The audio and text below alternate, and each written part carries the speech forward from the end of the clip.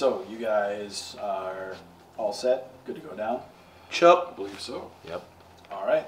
So with a quick direction from the info grid, you see there is the two very large elevators kind of in the center of the structure. It's kind of like a octagon shape, like kind of built into the glacier, but in the center is kind of at a 45-degree angle, two large elevator kind of tubes that seem to run down underneath the station. And you know, you guys step forward, they kind of motion, and you know, two of the Kahlo kind of give you like a cross-armed kind of like bow as you step onto the platform. And there's you know, no seats in there, but I mean, it's like a large elevator, and it's kind of, you know, the glass is slanted, kind of like I said, upwards, you know, but it's large enough to accommodate about 10 people. So you guys step in, the back door kind of closes, you hear a loud kind of and the elevator suddenly just shoots downwards. You know, it's a lurching kind of like movement, but there's like a railing that you guys can kind of catch. Are you guys like, you know, up in front or more in the back? I'm up front. I'll be up front. Okay. All right. As you plunge down into the waters, you see like large lights kind of around the viewport as it quickly descends. It seems to be kind of like running parallel to what you didn't see was just this huge mountain range. You know, you're kind of like seeing it just before you guys pass past that, you know, luminescence point from the, you know, light above.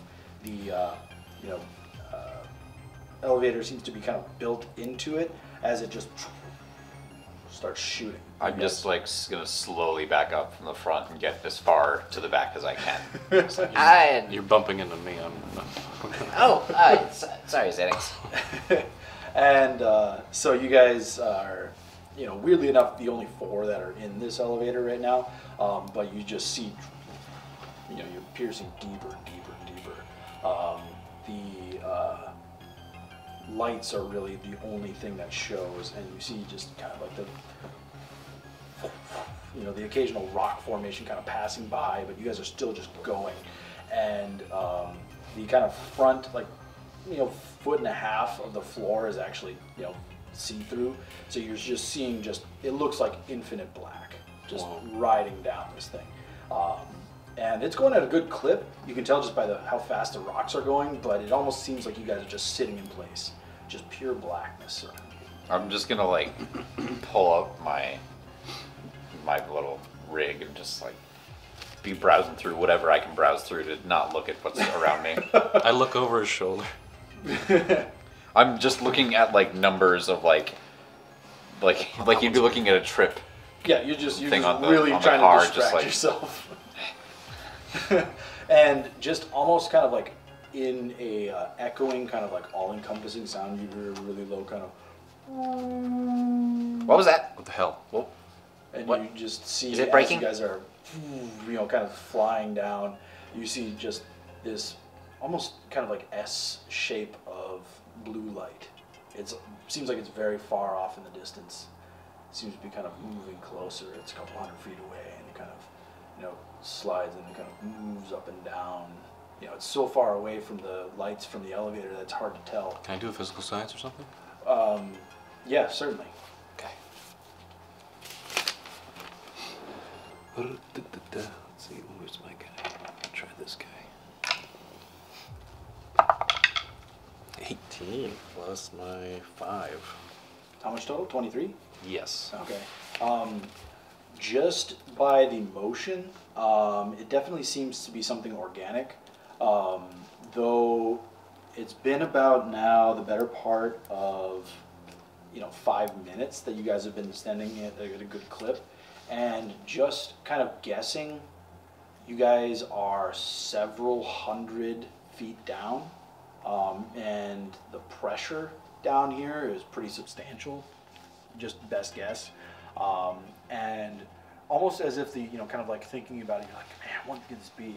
You see just all of a sudden, you know, kind of like a like cascade of like blue kind of like markers seem to like tread from the front of what appears to be just this large whale-like creature and just rolling back as it kind of like turns, and you see just this bioluminescence start to just encapsulate this large creature. And you know, just looking at it, it's probably a good 100 feet long. Love that. That's something we can bring to the Starfinder Society. That thing is beautiful. And it is very, very amazing. And you see kind of off in the distance, like this one's, you know, still like a couple 100 feet away, but you see now kind of like Whoa. half a dozen of them, you know, kind of like all moving in a herd, you know, all kind of like twisting. And it's pretty breathtaking seeing just these large blue and teal kind of like streaked creatures kind of like floating in the absolute black. I'm just like backed up in the corner, like pressed against the corner, like. I'm just enthralled.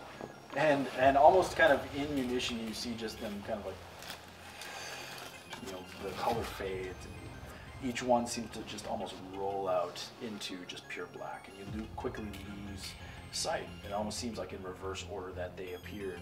And the closest one kind of like rolls closer. You see like a double set of eyes that are bright purple, kind of like staring kind of in your direction, and it just winks out. Whoa. And it's pure black again. I'm gonna contact Nemo. And so you dial up Nemo? Yeah. Okay. Nemo is, hello, how can I assist? Can you do a search for a bioluminescent large creature that lives on this moon? Accessing. Entry found. A creature known as a Theron is a large mammalian creature native to Kalamohoi. Very peaceful in nature, it appears. It is quite breathtaking, I've heard from eyewitness accounts. Do they do some kind of ritual? Is that something that they do a lot? The Kalo find they are signs of good luck. Wow. Yeah, that's a good omen, guys. So those are called Therans. You guys got that right? Yes. Yep. Theron Whalens. Theron Whalen.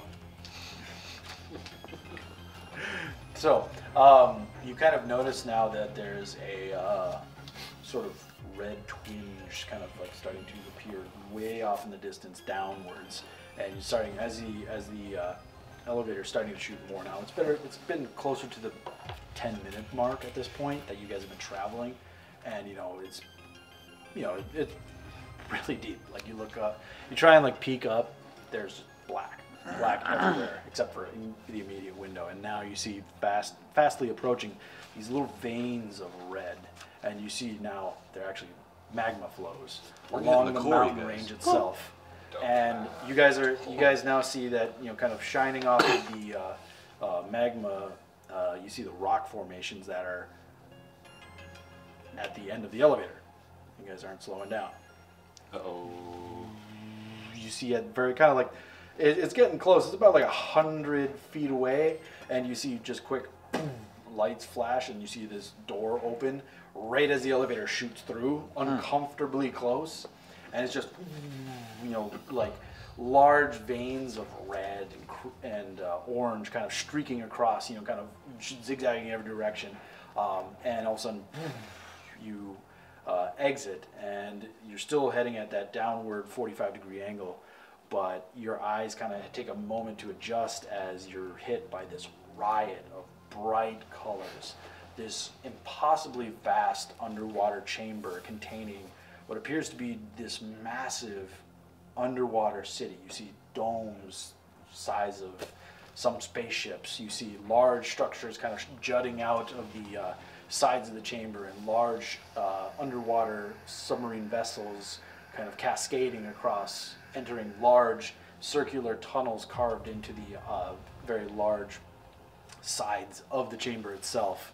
And you notice that from that exit point, the entirety of the chamber is covered in very large coral formations. It's an extremely vibrant and beautiful display of colors, and you see just almost the city itself seems to be kind of moving in just a very picturesque motion.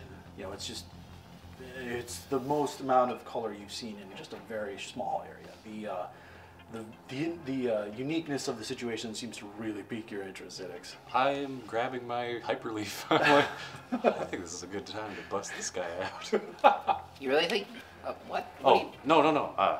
Isn't this awesome? I mean, yeah. I'm not I've never seen anything very like this. comfortable down here, but the view's nice. If you're gonna die down here, I guess. You see large creatures kind of like rolling through, aquatic life as well. You see what appears to be, like kind of looks like a dolphin with a larger, kind of more angular face and like double set dorsal fins. You see packs of like fish and like what appear to be almost, squid-like creatures kind of piercing through them. It's a very active display as you guys now see a large kind of like structure below, and you feel the elevator finally slowing, and you can feel that kind of like lurching motion, and it really kind of hits you that Whoa. you guys are deep down. I'm kind of lightheaded. That feels weird. And so as you guys, kind of lurch to kind of a stop, you're, like the locking mechanisms of the elevator.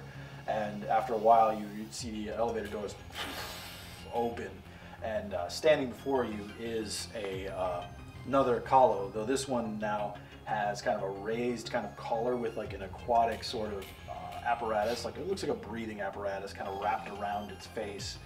You can see its large eyes more clearly than you could the other two. They're large kind of globe-like structures, slight teal kind of tint color to them, and he kind of bows to you and he says, "Welcome to Tejmaya." It's very courteous of you. Thank you for the welcome. Thank you. It's good to be here. And he kind of motions, "Please follow me." And you see now there's a couple of Kahlo kind of standing by, and they all kind of like give you this like cross-armed kind of bow as you guys get off the elevator. It seems that presence is a little bit more known than just person-person connection. You see kind of walking in kind of across the way. This is a large kind of like basically like a terminal area.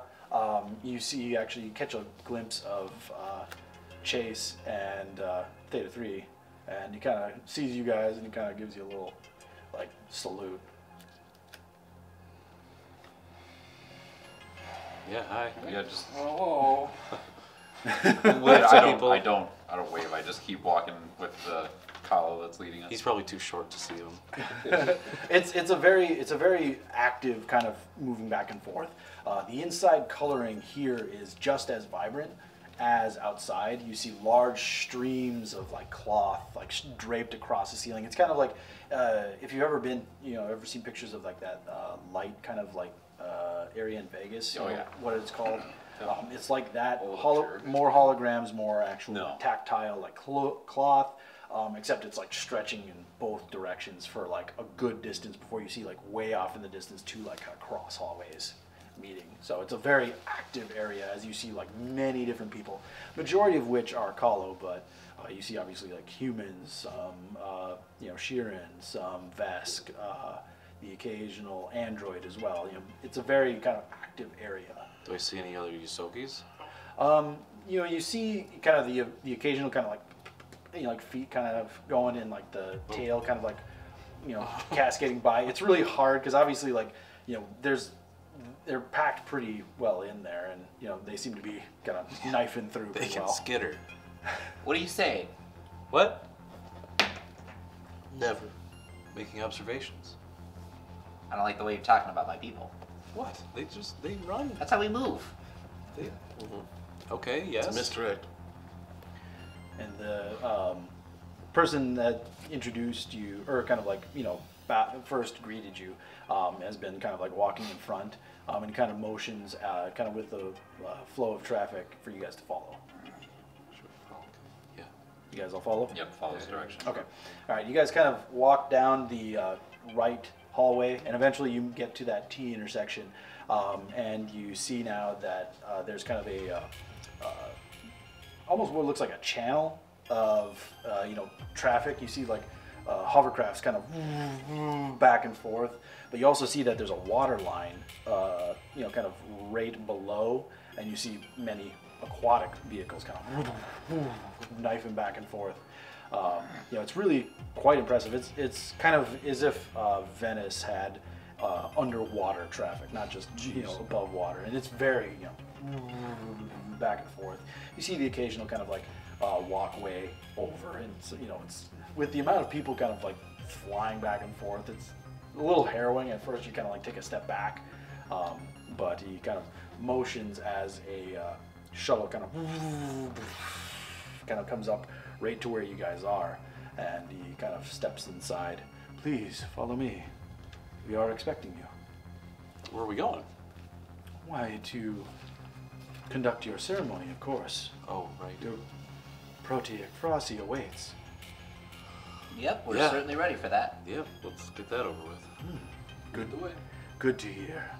And he now sits down in the rather plush and comfortable kind of like vehicle. It seems that you are getting the 5-star treatment when it comes to being first arrivals. It's really kind of jarring,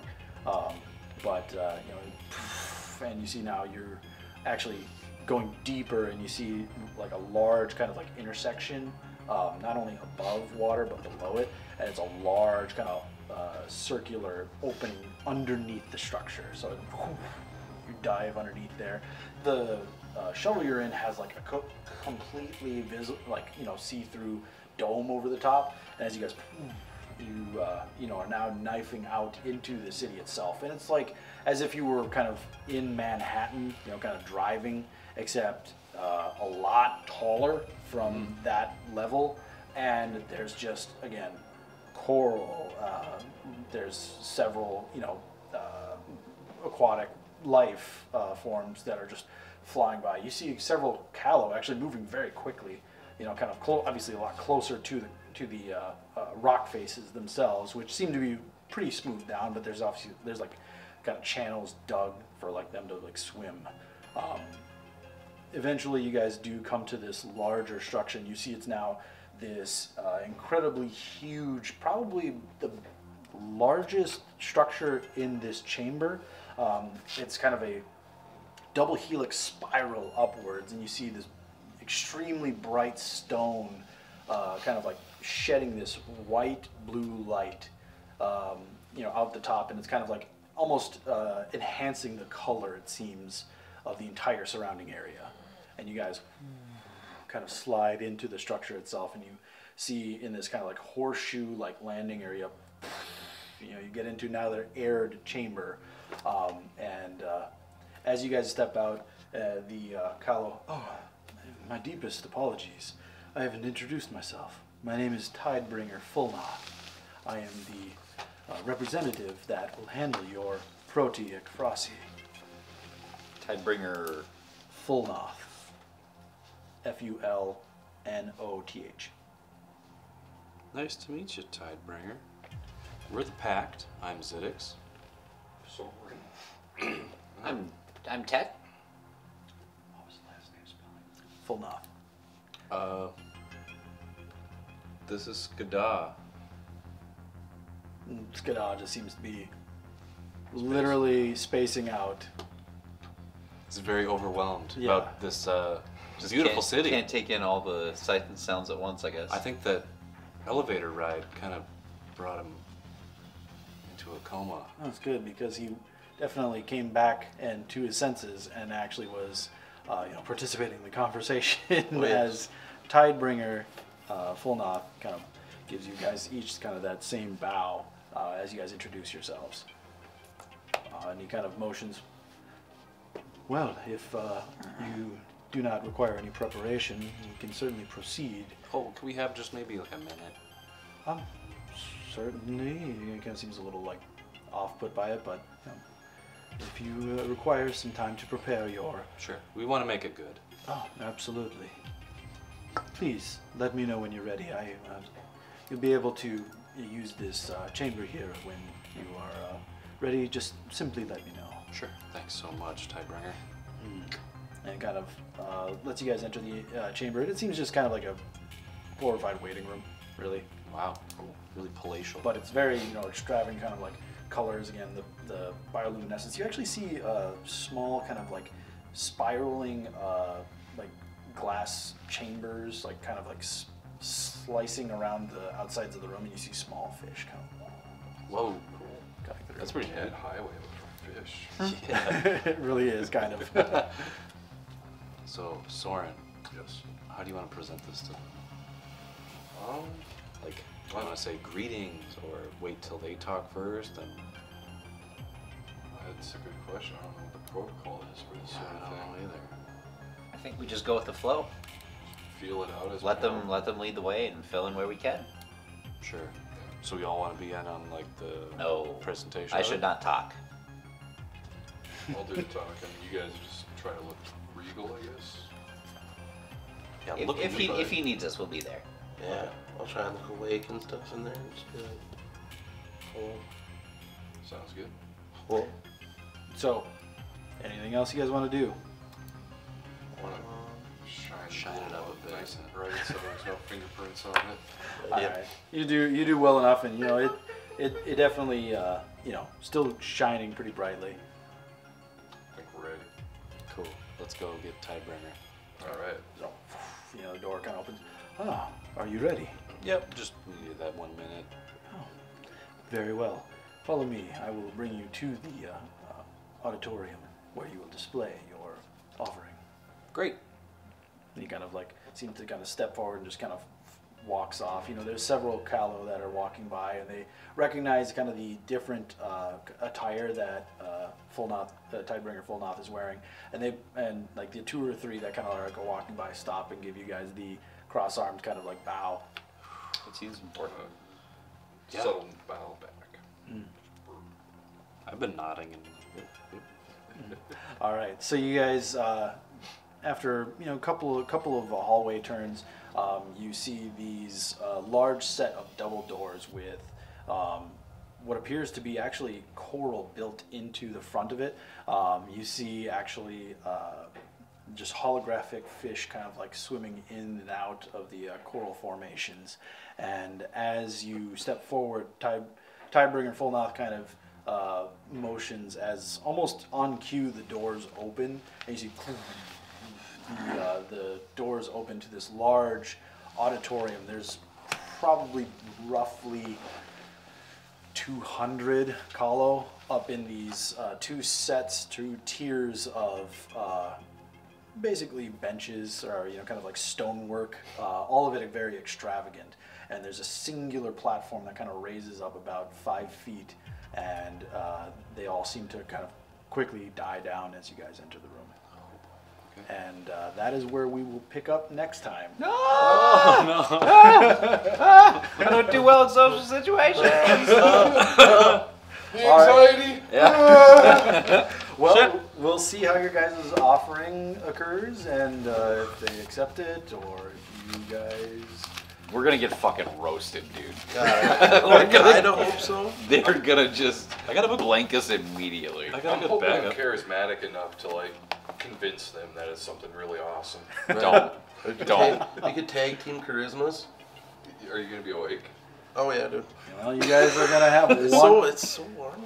You are going to have That's why we gotta one sit at the shot at table it, and we will find out how that shot goes next time. All right.